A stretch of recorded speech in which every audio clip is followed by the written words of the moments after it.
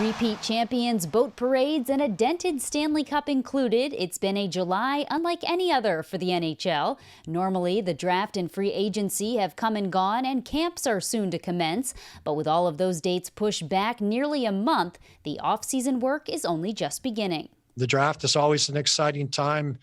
We're picking higher than where we want to pick, but yet, we're having the 13th selection will give us an opportunity to get a pretty good player. So there's going to be some, I think, hopefully some exciting additions to our club over the next couple of months. And, probably a few moves around the league that you normally wouldn't see because of expansion and because of the flat cap. So we're going to continue to try to make moves that make us better. And we know we have a lot of work ahead of us, and we'll do the best we can. For the Flyers, a disappointing 2021 season will likely drive change this summer. What kind and how much is still to be determined. The team's key flaw, though, easy to pinpoint for general manager Chuck Fletcher after finishing dead last across the NHL in goals against. That goes back to everything. It goes back to the coaches having a great training camp and using the practice time early in the season to reinforce our systems and our structure. It's our goaltenders playing better. It's our defensemen playing better. It's our forwards managing the puck better.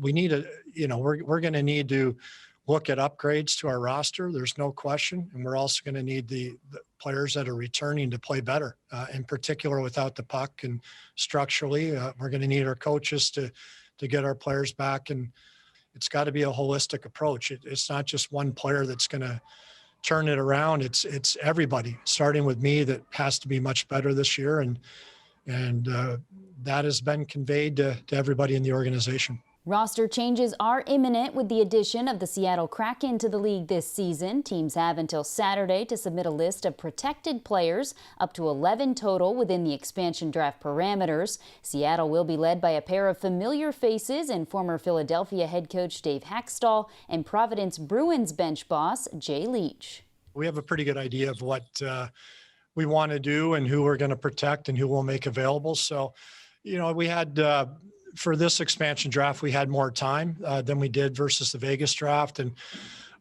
more time to make sure we had all the holes filled and we met all the criteria that we needed to meet.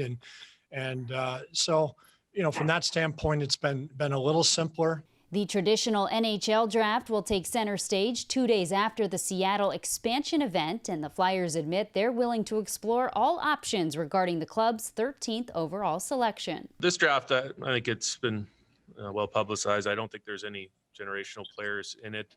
However, there are some quality players at the top end, and there is some depth throughout the draft. There's some different tiers like every year, and our group has done a pretty good job identifying those, but I do think there's some depth through the second, third round this year that our guys are excited about and even beyond. The likelihood is you normally end up keeping your first round picks, but I think this off season in particular, I think I'm more willing to look at moving it and there's some way we can help our team, not just in the short term, but more over several years, over the longer term.